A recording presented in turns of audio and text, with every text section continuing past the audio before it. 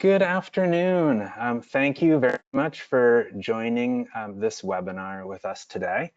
Today's webinar is called Developing Computational Thinking in Early Childhood, and it's a discussion with Dr. Marina Bers.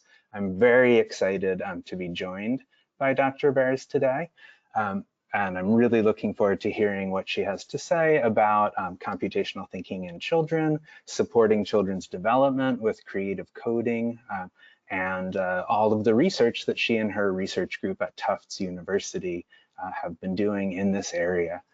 So before we get started, I'm just going to introduce a couple of quick housekeeping items. I'm Jason Innes, by the way. I'm the Director of Curriculum Training and Product Management at KinderLab Robotics. We're the makers of the Kibo robot. So I'll spend a little bit of time at the very beginning just describing Kibo for you, in part because Kibo is the result of the research done by Dr. Bers. So there's a connection there to what she's going to be talking about.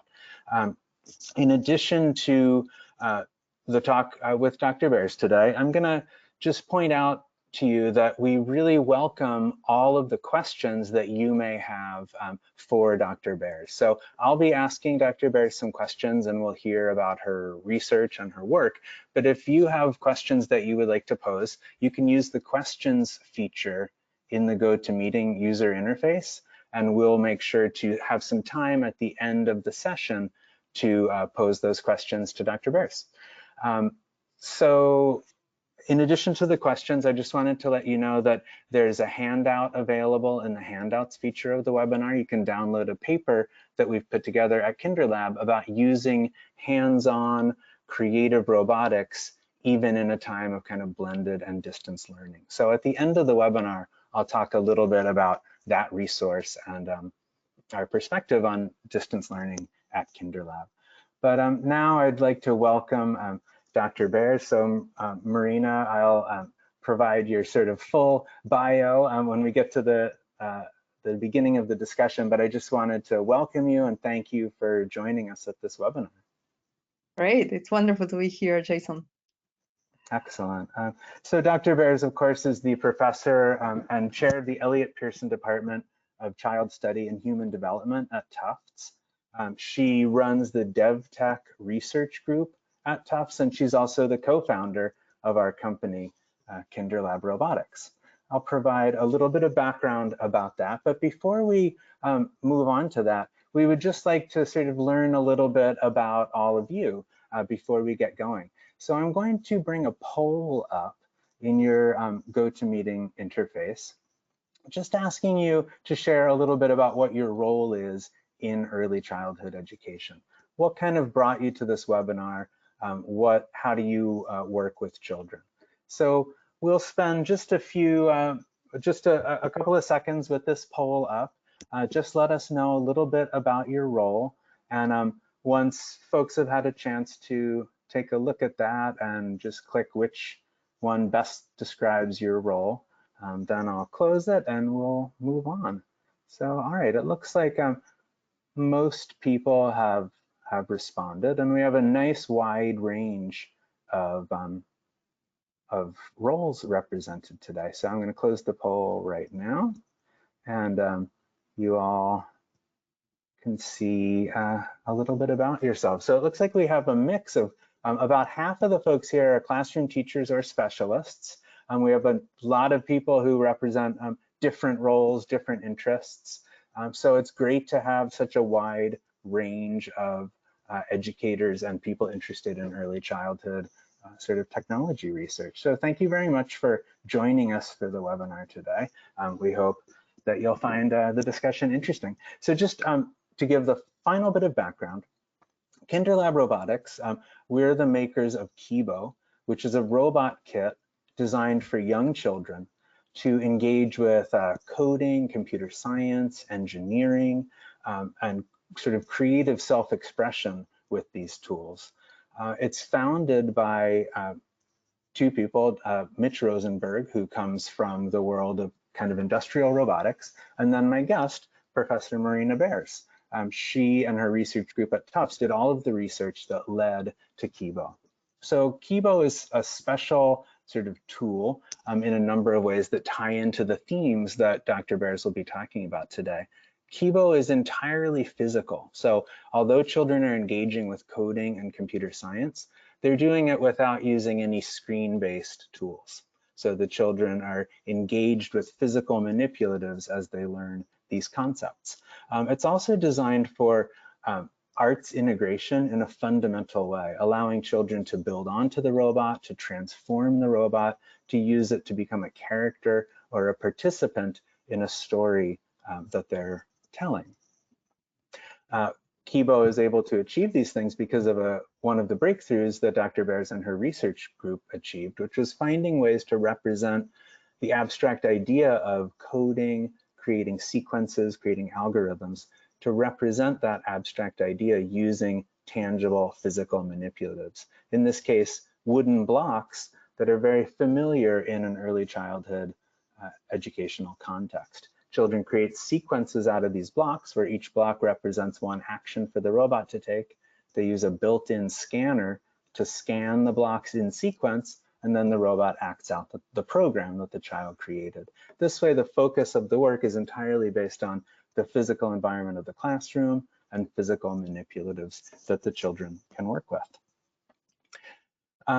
So Dr. Bers's work at Tufts spans both the child study and also computer science and creative technology development. Her interests really lie at the intersection of these two fields. And it's that interest that led she and her research group to develop a range of tools to allow children to express themselves with creative technologies. That includes Scratch Junior, which is an iPad-based coding and storytelling app for young children, and also Kibo. She received an NSF grant to start our company, KinderLab Robotics, to make Kibo available to more teachers and schools around the world. Dr. Bers continues to research in this area actively. She's published a number of books. The one on the far right there, you're actually receiving a exclusive sneak preview of the cover because that's going to be the upcoming second edition of her excellent book, Coding as a Playground, which synthesizes a lot of the findings of her research and makes them available in a way that's very accessible and approachable and usable for working educators. So that's a nutshell of kind of Dr. Bers's research and how her work led to the creation of Kibo and KinderLab Robotics. So at this point, it's time to get talking with Dr. Bers. So thank you for bearing with me for that introduction. So Dr. Bers, I wanted to get started with this discussion by hearing your thoughts on an educational term that has been gaining currency recently, which is this idea of computational thinking. I think some of us have different ideas about what that term means, and I think there may be multiple definitions, and I know it's something that you've explored in your writing and your research. So maybe you could kick us off by just letting us know what you think, what computational thinking means to us and to early childhood educators. Yeah, so first, thank you, Jason. It's wonderful to be here with so many of you. I know that in a Wednesday afternoon, which is supposed to be sunny, being inside watching the computer, so you really care about this, which I'm really excited to talk to all of you. So thinking about computational thinking. So for those of you who do not know, my own training was at the MIT Media Lab with Seymour Papert, the big pioneer of computer science and education, the creator of Logos. And I was honored to work with him and do my PhD with him back in the late 1990s, early 2000. And Seymour used to say, you cannot think about thinking without thinking about something. And so what is that something, right? And in this case, that something is the computer. And we can do many, many things with a computer, but one of the most powerful things we can do with a computer is program it. And by computer, I mean a robot, I mean a phone, I mean any form of electronics that you give instructions and programming. I don't mean necessarily the desktop, right? And so at the time, and I'm talking about when Seymour Papert originally was talking about thinking with and about the computer, and he talked about powerful ideas of computer science, the term computational thinking wasn't coined yet. However, back in 1980, when he wrote the book Mindstorms, he was already talking about what we call today computational thinking. And he was referring about powerful ideas of computer science. So later on, the term evolved, and as educators, we need to find terms. Seymour used to talk about thinking in new ways. Well, what are these new ways? New ways that the computer will help us. It's too long, it's too cumbersome. So in 2006, Janet Wing, a wonderful researcher, wrote a very, very well-cited paper about and coined the term computational thinking. There wasn't anything new in the term, right? Because it has been used. It's just that she was able to encapsulate it and make it a two-word sentence as opposed to a long sentence like Seymour had. So in some and educators, as computer science became more and more prevalent in the curriculum, we said, well, what are children learning when they learn computer programming? Are they just learning to code? Or are they also learning to think in new ways about the code? And so we started to see this split between coding and computational thinking. And we can talk a little bit later about that. In my own work, they always come together. You code and you do computational thinking, they come together. But in this case, it was split. And we can debate if it was a good or a bad decision, but at least in theoretical terms, it was split, because the idea that computational thinking is that you think like a computer, which means you are able to break a very complex problem into simple parts. You are able to use logic to put together how the parts come together. You use abstraction, you use problem solving, you use modularization. That means if I have a chunk of information that I can use and reuse, and it involves logic. And those are all thinking practices that you apply not only in computer science, but generally in problem solving that involves logic, right? Yeah. And so the term computational thinking became very, very catchy, exactly because of these powerful ideas that you're mentioning here. Yeah, I wanted to sort of share this slide with folks, because the themes that you're raising about the components, these powerful ideas, as you put them, that make up the thinking that children do when they engage in computational thinking, I think I find this framing that you've created really striking because of the connections you draw between these terms that seem very jargon-like and focused on computer science, the connections that you make to sort of everyday natural skills and processes that we're trying to sort of build in our young learners. I think that's a really important way to frame it, and it ties into what you mentioned about the difference between computer programming and computational thinking. So the idea, so I love the term powerful ideas, which is Seymour Papert developed that. And it's a notion that every field, every discipline has their own powerful ideas. And these powerful ideas are powerful because they are very deeply embedded in the discipline, in this case, in the discipline of computer science, but they have strong connections to many other disciplines. And the other disciplines might use different words to refer to them. For example, design process we use in computer science. Artists also use a design process, and writers use a design process. It's just similar. And business development use a design process. The same thing happens with algorithms. Algorithms is really about sequencing and logical order. And we do have sequences when we write, sequences we do math, sequences when we tie our shoes, right? Well, those of us in early childhood education, we know that you need to learn the sequence. And so so in my own work, after decades of working with young children, I choose these 7 powerful ideas of computer science. Doesn't mean that these are the only ones. There are other powerful ideas, and there are powerful ideas that in this case are developmentally appropriate for young children. There are many other powerful ideas, but they are not appropriate for little kids. And so the notion of an algorithm, which is sequencing, modularity, that I can break a large job into small chunks and just reuse that.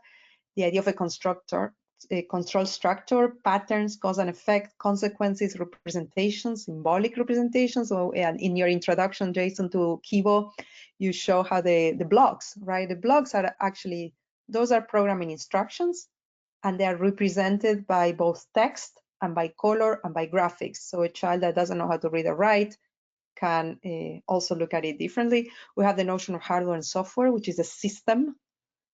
Most of the technologies today are not just screens, right? They involve the use of tangible objects, and they have both components. And it's very important children understand the difference between the hardware and the software, but how they come together as a system. Design process, we talk, and debugging, which is for problem solving, being able to go back to your work and revise it and change it and edit. So these seven powerful ideas of computational thinking are our way in my own lab to operationalize computational thinking, because if we don't make the computational thinking concept operationalizable, right, we will not be able to assess it, and will not be able to develop curriculum that tackles at each one of them. Yeah, and I would like to get into the question of assessment, because I know that's an interesting area of research. Before we pivot to that, I'm curious whether for a childhood educator, an early childhood educator who may not be experienced teaching sort of computer science, are there ways that we can sort of promote that the important connections that you're drawing here to our general goals in teaching sort of young children and in promoting their ability to use these thought patterns? Are there sort of approaches to curriculum and teaching of these topics that really help draw those thought pattern connections as opposed to just content knowledge of computer science? Yes. So because computational thinking is exactly, it's thinking and it's powerful ideas, we can get at all of those through coding, through using a programming language, but also through what we call unplug activities. So for example, if we look at algorithms at the basic of an algorithm is a sequence of instructions. So in understanding sequencing, we also understand that order matters, that what comes first and what comes second, and there's a logic to that.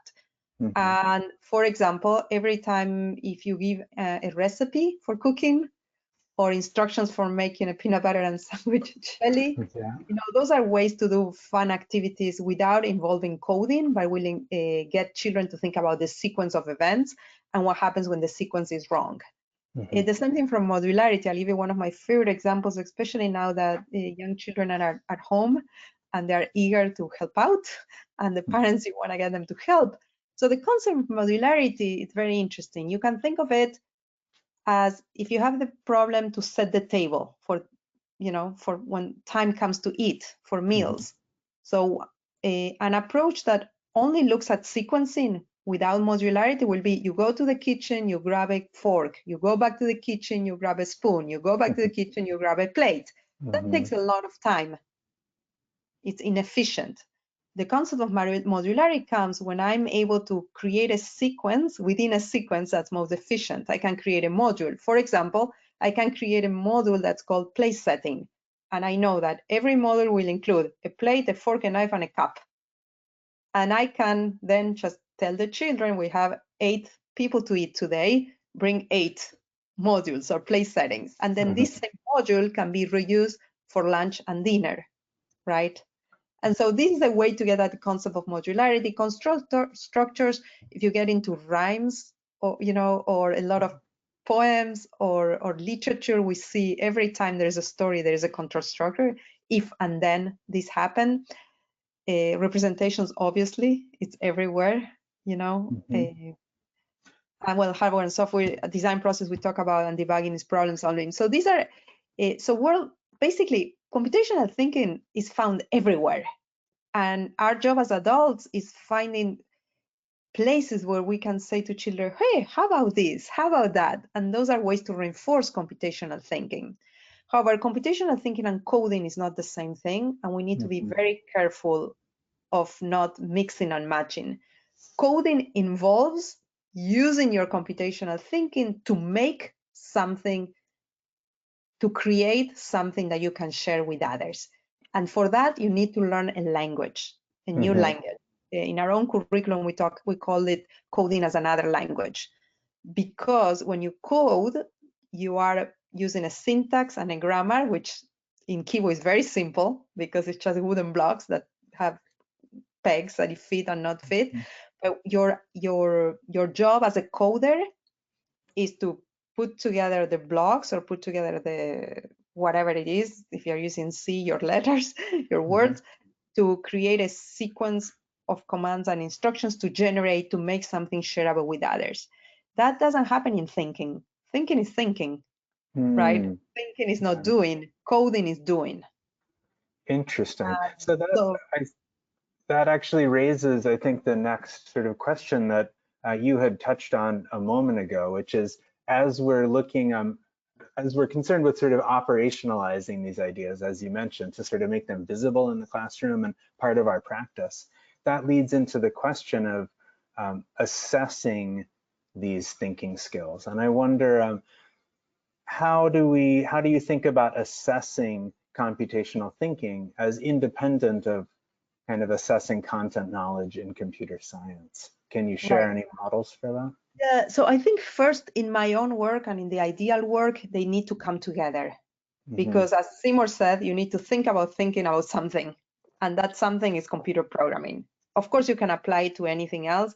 And before I get into concrete models, let me tell you why I think it's very important. Because if not, if coding and computational thinking start to come apart, and I've seen some districts, for example, where they have a check mark. Okay, we're doing computational thinking because we're doing unplugged activities, but we're not doing coding. We're just doing computational thinking. Yeah. The danger is that we're going to start to see a new digital divide, which is going to be those who can think computationally only, and those who can think and act computationally. That means those who knows how to program and not just think, and those who know how to think and program. And people who can change the world are those who can think and act, those who can do both. And so that's why in my group and KinderLab, and we've been trying for so many years to create developmentally appropriate programming languages for children, both Kibo and Scratch Junior, because we believe that it's not just about thinking, it's about doing. And the doing happens through the coding. And so that's important. And I wanted to say that, thinking and coding are two sides. It's like asking children to think about writing without writing. Well, it's going to be different. It's going to be very hard to think about writing without writing. So we don't want to think computational without coding. So too important.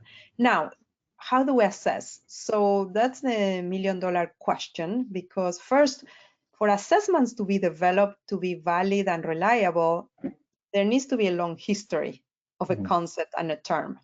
And right now, computational thinking is very new. There's very, very little research done all over the world to really understand from a cognitive perspective what computational thinking is and how it's different from that other forms of thinking. We just don't know that. There are research studies. In my own lab, we've been doing lots of studies with the brain and brain imaging and brain scanning to see what happens. There are other labs that are doing cognitive tests. There's a lot of work, but as scientists, we don't know yet what exactly is computational thinking. As educators, we are using it, but we don't have the exact science. So the problem of assessment when there is not exact science, it's complicated, right? However, if we're, as educators, we're gonna invest time and we're gonna be teaching this, we need to know if children are learning. We know they're gonna have a fun time, but are they also developing their computational thinking? So there are two different ways. One is to look at a type of logic puzzle type of things that can be done unplugged without being related to the activity of coding itself. So in my lab, my student Emily Relkin and other people have developed one that's called Tech Check. And it's very short. It's 15 questions and it takes 10 to 15 minutes. And we've done the research with over thousands of children, K to 2. And we are very confident that it's valid and reliable. And that actually is available for anyone who wants to use it. You'll go to the DevTech website. And if you're not, just search DevTech or send me an email and we'll send you to the right website where you can request to use it, and it's free and public. People can use it if they want, and it's paper and pencil. So the idea is you can give this assessment to anyone, and it's technology independent. That means a child who learns Kivo or a child who learns Scratch Junior can be using the same tech check assessment, or a child who learns any other computing platform. But it's designed for 4 to 7, 4 to 8 years old. So that's one. That doesn't get at coding skills. That just gets at the underlying mechanisms that are involved with these 7 powerful ideas of computational thinking. In our lab, we're also developing one assessment that's about coding itself, and it's called Coding Stages. And that it's there. So the idea is that in the same way that we have that the field of literacy over the years, field of literacy is very established, right? That you have wonderful educators, and you also have wonderful researchers that over the years have done a lot of research. We in computer science and computational thinking, we're the new kid on the block. So we have a lot to learn from them. And one of the things that I found very interesting in literacy research is that they have a very well-developed program of assessing stages of reading and stages of reading development. So all of you who teach, you know that there are certain books that children certain age can read in their classrooms, and you have programs to help children move from stage to stage. So we have borrowed that model, and we develop our own model where you start with emergent, which is a child who might just know how to turn on the keyboard, or just might know that there's an iPad, all the way to purposefulness, which is a child that can really, really create anything they want with this tool, with this coding. And the different stages are emergent, coding, and decoding, which is the basic, when you're fluent and you can put those to really tell a story. And then when you are able to learn new knowledge, that means I don't know all the commands on my own, I can learn how to create new ways of using. In Kivo will be nested loops, for example. If you understand how to use repeats and you understand how to use ifs, then you can combine them in new ways. And then you have multiple perspective and purposefulness are a little bit different. You can see they are full squares. Is because you could be at any stage of knowledge and still be able to create and to make something that represents who you are. So you might be an emergent child with a high level of purposefulness. It's just that you can create a project that's very simple. Or the other way around, you can create a project that's very complex, so that use all new knowledge. However, you're not able to tell your own story. And so for us, this idea in the coding playground, which is my work, we want children who are able to have coding knowledge, computational thinking, but also they are creators, and they are creative and purposeful in their own creations. So these are the stages of coding, not necessarily of computational thinking, because they involve doing something with a computer, not just thinking about it. Yeah, I see that connection that you're making between, as you put it earlier, thinking and acting. It also makes me think of Papert's work, which you mentioned earlier, and the notion in constructionism that children learn best when they're motivated to create something concrete and meaningful that expresses something they're trying to share. So including that, the production that the students do in this kind of model of assessment makes a lot of sense and seems to connect to the right. And this assessment is actually, it's a, we have not validated for Kivo yet. We have validated for Scratch Junior, but not for Kivo. So we are looking for people who are interested in and have Kivo kids at home, or have access to children and Kivos. If you're interested, please send me an email, because we are looking to validate this. And coronavirus, COVID-19 hit. Right.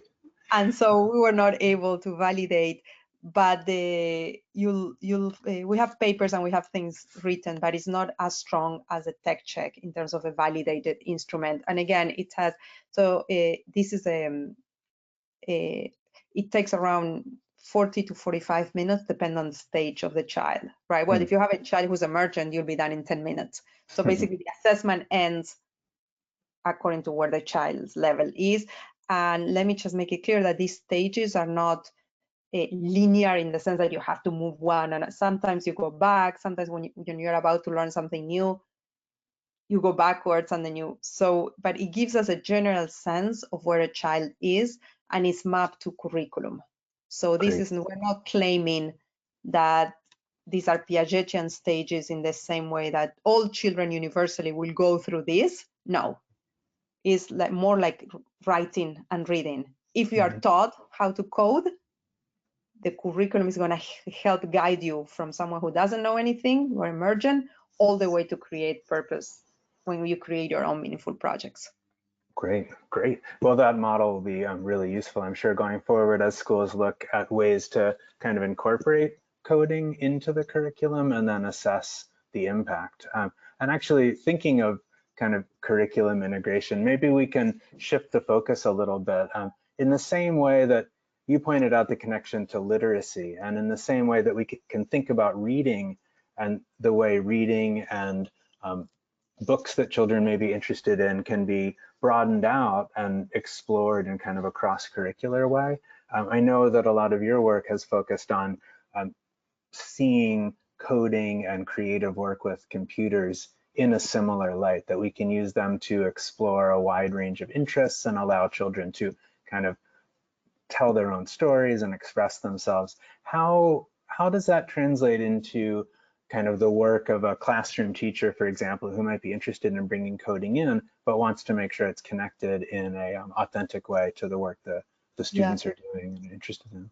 So we use the metaphor of, coding as a literacy or coding as another language. And this is very important because when we use language, we don't just use language in the language arts class, right? Language is a tool that we learn that changes profoundly the way we think. Once we learn how to write, the way we see the world is completely different. The same thing that once we learn how to read.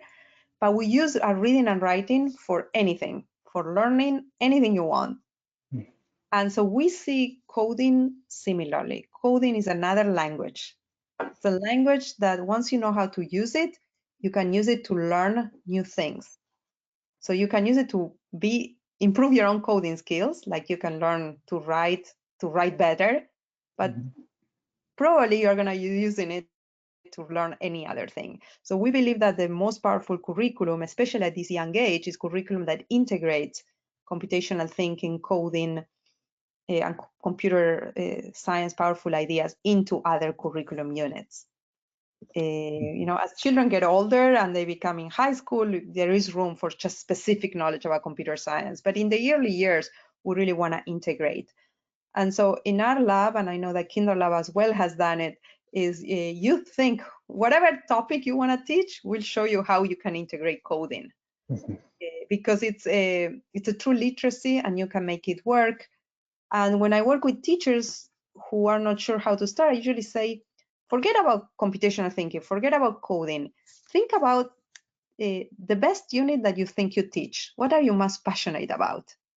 And I'm going to give an example where I was working for many years with a teacher who was teaching first grade. And she said, well, the unit I'm most passionate about is a social science unit that focuses on the Iditarod race in Alaska, which is a race of the Huskies. That it was a social science unit many years ago. There were some sick children in one part of Alaska, in Nomon, and they had a serum that they needed to get from one part of Alaska to the other part of Alaska. And they created a dog's race, a race, basically. And now the Iditarod has become a race very popular in Alaska. And she had a whole integrated unit already in place where she had the social science, the geography, the history, the math in calculating the trajectories, the writing in telling the story. And she said, that's my favorite unit. And I said, great. So now we're going to show you how you can integrate Kibo to this unit. And basically, instead of, she replaced in the past, she used to make little clay sled dogs and place them statically in the map. And she replaced those. So Kibos could be programmed kibos would become the dog to race, and they would be carrying the serum. So they had to engineer them in certain ways so the serum wouldn't fall. Mhm. And she created a huge floor map where through a relay race, so there was a lot of timing. It was a very sophisticated computer science project at the end, but it was fully integrated with a social science unit that she was already doing. So for those teachers who have flexibility in their curriculum and who have already an integrated curriculum unit, I would encourage you to look at it carefully and see where you can fit in robotics and Mhm. computer science as well. Great. Yeah, that makes a lot of sense. And curriculum flexibility is a good point. And as districts are becoming more aware of the importance of teaching computer science, we can hope that teachers will have more room to integrate experiences like that into their teaching. And I think that maybe also connects with one of the other themes that I know you've looked at in your work, which is another important area of child development, which is kind of supporting children's social emotional development through activities like this. Can you talk a little bit about the ways teachers might also support their children's social emotional development with creative coding? Yeah. So for us, coding and growing are Mm. together. There are things we do, right? And as teachers and educators, we want to support children to do them both and to do them both well. And with tools that, by the nature of the tool, they are designed to have children work in groups, it's a lot easier. So if you notice how we spend, a lot of time and money in my research lab to come up with cubes for Kibo Mm. and not flat little puzzle pieces. At the beginning, when it wasn't part of Kinder Lab, when it was in my lab, we had created all kinds of blocks. But we realized that the idea of a cube that has four in each face, you can see the command and what it means. It was very important because it was a way to foster collaboration. So all children could sit around and see the same thing and work together, which is very different than when you have collaboration on an iPad, where it's one-on-one. Again, I'm not saying you cannot do collaboration on iPads. A good teacher and a good curriculum can promote anything, but there are certain things about certain tools that promote collaboration and promote teamwork and promote language development. Because if you need to work with others, you need to use your language. And as teachers, what we want to focus is not just on pushing kids to learn this computational thinking or these powerful ideas, but all other what we call social-emotional aspects. Young children do not know by nature how to work with each other. So every time we teach keyboard, we teach robotics, or we teach coding with any tool, we should be aware that this is an opportunity to teach about collaborating, to teach about working together, and to teach certain values, such as, for example, persistence and grit and a growth mindset. And that's why it's so important to help children work with projects they really care about, because that's an opportunity for bringing your intrinsic motivation from it. If I'm working on a project I really, really want to make, I would probably be more likely to stick to the problem. And problem solving is very hard. When problems are hard, I have two options. I can quit or I can keep at it. As educators, of course, we want to teach children that they want to stay with it and that they can find their own strategies to problem solve. And then it's very emotional. You have children throwing a tantrum, you have children getting angry, or you have children asking for help and learning how to ask for help, which is wonderful. And then children understanding that, well, I cannot do it today. Maybe I need to take a little break, but I'll be able to do it tomorrow. Maybe I can see the problem from a different perspective. So there is a learning how to deal with the emotions that come up when problem solving becomes hard. I would say in early childhood is one of my more important missions. And coding, here we are, it's a natural for this, right? Because if we don't find problems, you're probably not coding.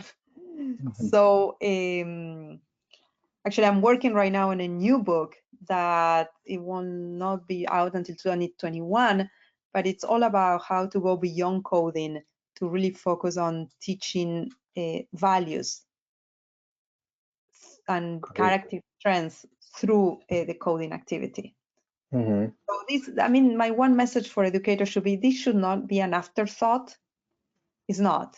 They should come together. So coding is not just about cognitive development. It is also about the social-emotional language, moral, ethical development. That makes a lot of sense. And certainly the connection to kind of perseverance and problem solving, that seems very natural. And I know that that's an experience that applies across any kind of work at this age. But you're right, with coding, there are ways that we can support that sort of feedback with, for example, making the code visible in these manipulatives, as you mentioned with Kibo, gives children an opportunity to collaborate, but also to kind of see the program that they created, which helps them sort of concretize that troubleshooting, that sort of fixing and improving that's part of the design process, but also, like you say, the persistence. So that's really interesting how the design of sort of a tool and a curriculum approach, like you say, it can't really be an afterthought to include social emotional development. It becomes part of the tools themselves, which actually kind of maybe brings us to this last question, and then I'd like to sort of bring in some questions that we've received from the attendees. But given that there are elements, like you've pointed out, about even the physical design of tools like Kibo that leverage what we know about how young children can kind of most effectively learn when they have hands-on manipulatives, when they have the chance to collaborate, it seems like the responses that schools have had to make to the pandemic make achieving some of those benefits more difficult. So do you have any advice for educators who may want to hold on to these advantages of kind of manipulatives-based learning, social development, collaboration, even when schools might be closed or distant? Yeah, so we talk about in the coding playground, you have 6 C's, or 6 behaviors, which is you create content, you communicate, you collaborate, you make choices, you contribute to your community, and you are active in creating things, right? So we talk about in the framework, theoretically it's called PTD, Positive Technological Development Framework, but it really talks about 6 behaviors. And we find these behaviors just in the playground, outside, also when the children are using coding playgrounds like Kibo or Scratch Junior. So those behaviors don't necessarily need to happen in the classroom, right? And again, I said before, coding is about doing. And it's about doing, and these 6 C's are about doing things and doing and putting the child in the role of producer and not the role of consumer. So I know it's very challenging right now because we have screens all over, and I have nothing against screens. I love screens, but we need more than screens for children. So I would encourage educators to find creative ways to still use robotics in their work. For example, remember some classrooms have this little pet, and the pet rotates week by week in different homes. You know, that's most kindergartens have that, or used to have that, and or first grades have that. And there were not 20 pets in the classroom, but the pet was rotating. And it's a model that has been very well established. So it might be that now when this pandemic hit us in March, we were not prepared. We couldn't do it. Now we have time to prepare as educators.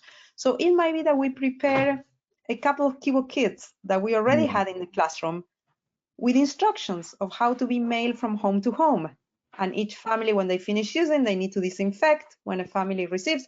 Or if they're public schools that families live in the neighborhood, they can just walk it from home to home. Or it might be that there's a day that families can come and get their own Kibos and have the Kibo for a week. I think this is really an opportunity to something we educators talk a lot, which is about the homeschool connection. Well, this is an opportunity to really have a homeschool connection where parents learn with the child and children learn with the parents. And Kibo is a wonderful tool for that because you can all sit together and very quickly come up with activities to do. And so I would encourage people to think creative ways where the limitation of not having all the children have access to Kibo at the same time in the classroom becomes actually an asset because this family then can have kibo for themselves for just a week. And then you can have activities where families through the school share with each other pictures or little videos of what they did with the kibo, without because we don't want these kibos sitting in classrooms without being used, you know, and the kibos are there. You know, we have a long history in books, for example, how the same book is shared from families to families. So, I mean, that would be one of my recommendations for making sure that they can still code and not just think about coding, and they can still have ways to code that involve tangible and not only screen. And sharing that idea that you sort of presented, ending with the idea of sharing the work in the form of photographs or maybe a video on the school classroom website, allows us to keep that connection you mentioned to the sort of creative act, the thing the child is sort of making or expressing with these tools, holding on to that ability to show the child that what they create has an impact on their peers. So right, and that's one of the importances of the community. The C, I talk about the 6 C's, the community building. You know, with our own learning, we want to build community. And this is actually a great opportunity that when we didn't have a pandemic, all the learning happened inside our wall. Now we can get parents to learn together with the kids, and we can get them to share their own learning as a family. Wonderful. Yeah, that's a very hopeful message. All right, well, I want to make sure we have about 14 minutes left of folks' time, and I wanted to give an opportunity to pass some questions along to you that have come in from the audience. And we've actually had a couple of questions that came in, I think, during the time that you were talking a bit about both assessment and computational thinking. We had questions about how we as educators can sort of advocate for making kind of accountability on these topics part of sort of the administration's thinking in different schools. So how do we make sure that teachers are given time in a crowded day to sort of teach these topics? And maybe are there ways to connect to, for example, the idea of digital citizenship, which is something that's entering curricula maybe for older children, but can we connect your point about community and collaboration to ideas of digital citizenship as well? So do you have an experience there? Yes, definitely. So most states, the easy argument is most states today have teaching computer science and teaching engineering design and teaching digital citizenship are part of their frameworks. And if you want to know exactly where your state stands, you can go to code.org and you can find your state, and it will tell you exactly if it's required, if it's mandated, or if it's suggested. So there are all these different categories, right? But most states today strongly suggest some mandate. And so the first thing is to go to the administrator with that information. Not all administrators might be aware of this. And the second, I think, is like anything else in teaching, there's little time and there's so much to do.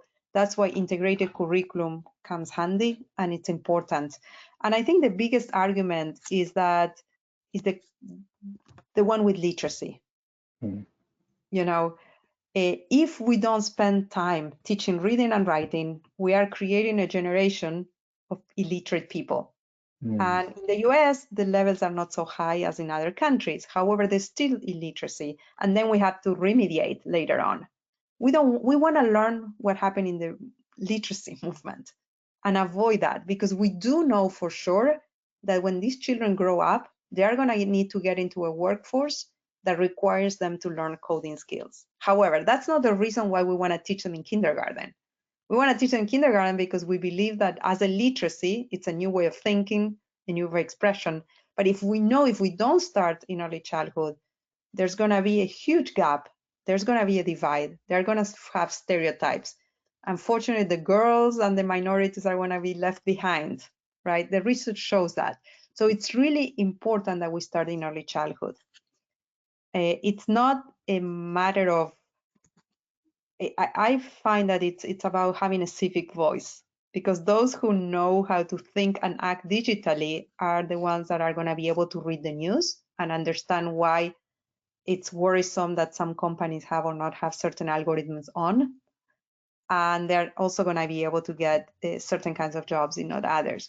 So I think the literacy argument, it's a powerful argument. And then the idea of requesting professional development, because we cannot teach what we don't know. But that's and my suggestion, honestly, is that working for many years with educators and administrators, the ones who understand as the ones who have done it themselves. So sometimes I suggest to districts, well, maybe you want to have a special professional development just for administrators, just for principals, just for decision makers, because once they see it, they will understand better why you need the time to do this. That makes a lot of sense about sort of exposing administrators as well to kind of both the teaching practices and then the importance of integrating these kinds of skills into the curriculum. It's great, thank you. I wonder, you had touched also on the idea of, with, for example, using a robotic kit that might travel to homes as a way of sort of reinforcing that parent or that home and school connection. And I wonder if you have any advice. I know that one of the areas that DevTech has explored is the notion of kind of cross-generational work with Kibo and the ways that sort of parents and other caregivers can support and reinforce the learning in this area. Do you have any advice maybe for an educator that they might pass along to parents as part of implementing a program like that? Yeah, so I think this is where older siblings come in very handy, right? Older siblings will figure out how to use Kibo very, very quickly for one particular reason. They know how to read and write. And they will very easily, quickly get it. And they are not afraid to try new things, and they have time. So a parent might be busy, might be working at home, might need to cook, might need to, do all the things that they need to do. And but the older sibling has time, because the older sibling also will be more time at home with virtual learning. And this is an opportunity for them, since they can read and write. We have a lot, like women in DevTech, but also KinderLab has a lot of activities and things that if you know how to read, you can follow. They are very easy. So the older sibling here can be the eyes and can be reading and suggesting activities for the younger child. So a little bit of scaffolding the play and scaffolding the game. That doesn't necessarily require parents. The same thing if you have an older adult in the house. This doesn't require screens, so it's easy to manipulate. It's big. So I think this is it's really the opportunity to break a lot of barriers and to engage people who are not the traditionally involved in the learning classroom. That's a great perspective about it's also an educational experience for the older siblings. That's great. All right, I think we have time for one more question, which is related to actually the book that you mentioned that you're working on. Do you have an example of a kind of integrated lesson using creative coding that might promote kind of moral reflection, moral development? It's kind of connected to the ideas of digital citizenship, but maybe in a more sort of personal and communitarian way. So at DevTech, we have developed a unit that right now it's an earlier, it is available on our website, that's called Coding as Another Language, but we are refining it. So we're still under research, and it's around the book, and the book doesn't really matter. We have it with different books. We have it with the lady who ate a fly, and the wild rumpus, forgot where the wild things are. Where the wild things are, and the book doesn't really matter because the book is about a sequence of events. But we engage children in rethinking how the ending can happen and what would happen and cause and consequences. And what's important is not the curriculum. What the curriculum does is not focus on one moral or ethical issue, but it's actually bringing morality and ethics into the classroom. So for example, how we distribute the materials. This is very important. If your goal is efficiency and in how you distribute the materials, you just use your Kibo kit that you buy out of KinderLab. You get it, the kid gets it, and that's it. However, we suggest not doing that. We suggest opening up the teacher and the kids, opening up the Kibo kit and distributing in bins in the classroom. So here's where the moral and the ethical come in. When it's time to build, you go and you say to your children, go and get the materials you need. And of course, because they are 5-year-olds, they're going to tend to get as many as they can. So they will get 10 wheels and 10 motors. And then automatically what's going to happen is some children are going to be left without. And that's the teaching moment we want. So we design that space. At that point, when little Mary comes crying and say, I have nothing left, you say, okay, class, let's stop. How many motors and wheels does the Kibo need? Two, everyone shows up. Oh, great. How many every one of you has? 10, 14. Okay, do you need 10, 14? No. So someone doesn't have. So let's go back and return what we don't need. So those extra 15 minutes that this took you as a teacher does a lot more for moral development, character and strength, values development than just a curriculum that focuses on discussion about moral issues and virtues issues, because they experience themselves. I mean, as educators, we can build these moments into anything. And what I'm saying is we can also build them in the coding curriculum as well. It's just that we need to be intentional and explicit about what we want. Mm-hmm.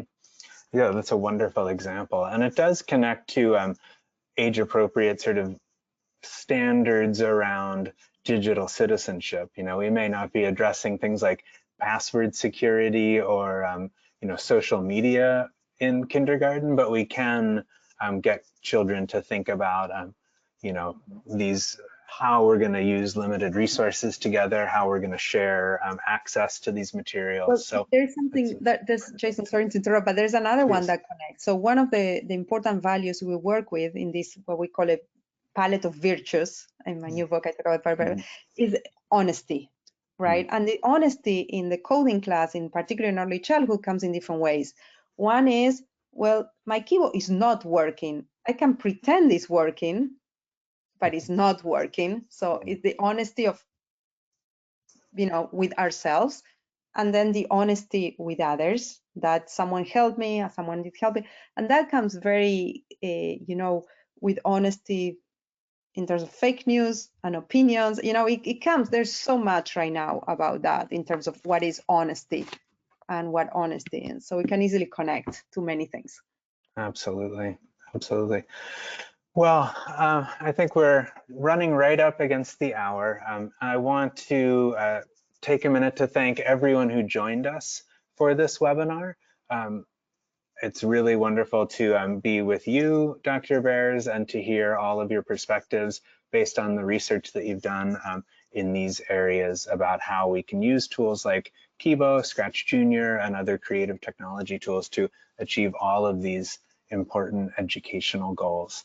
I'm gonna, at the last slide will be some contact information. I encourage you to reach out. Dr. Bers encouraged you to connect with her, and there'll be information to connect with KinderLab as well. Before we wrap up, I did want to share with you that at KinderLab, we've been thinking a lot about how we can support educators through especially these times of distance learning, blended learning, school closures, and some of these ideas about the way we can restructure lessons to take advantage of Zoom, ideas similar to what Dr. Bers suggested actually about rotating kits and building that home school connection. Some of these ideas are fleshed out in a white paper that we have called Connecting with Kibo. You can access it at this web address, or you can actually download it from the resources tab of your GoToMeeting interface. So that's available for you there. And supporting that, we also have a package of curriculum resources that actually support creating those home robotics kits, as well as giving teachers resources for running remote lessons over something like Zoom or other video conferencing. So I'd encourage you to explore that if that's a challenge that your school is facing. So that's just a KinderLab little closing that I wanted to make you aware that there are those resources available for you as you look at supporting this kind of learning in the 2020-2021 school year. So with that, we will wrap up the webinar. This is Dr. Bers's contact information as well as mine at KinderLab. So if you're interested in getting access to those research protocols, assessment instruments that Dr. Bers described, you can find them at that DevTech Research Lab website. And if you're interested in learning more about Kibo and our curriculum, feel free to reach out to me. So thank you again for joining us, and thank you, Dr. Bers, for your time today and for all of the interesting insights you've shared. Thanks, everyone. Bye. Okay, take care, everyone. Thank you again.